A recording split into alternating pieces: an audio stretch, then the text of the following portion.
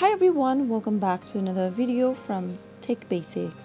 In this video, we will be learning how to turn off two-factor authentication on EveryDollar account. If you want to remove the two-factor authentication or the security layer from your EveryDollar account, then here is how you can do it. First of all, open a web browser and sign in to EveryDollar account. Type in everydollar.com in a URL box and then make sure that you're signed into your account by entering your credentials. Once you're logged into your account, go ahead and click on the settings button at the bottom left corner. In the settings menu, click on manage your account on the right. Now, under two-factor authentication, click on Turnoff 2FA and enter your password for your account in the password verification text box.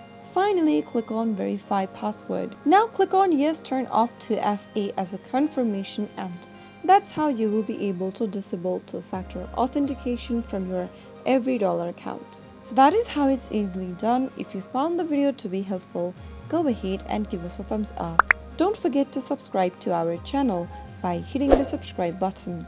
Press on the bell icon so that you'll never miss another upcoming upload from us.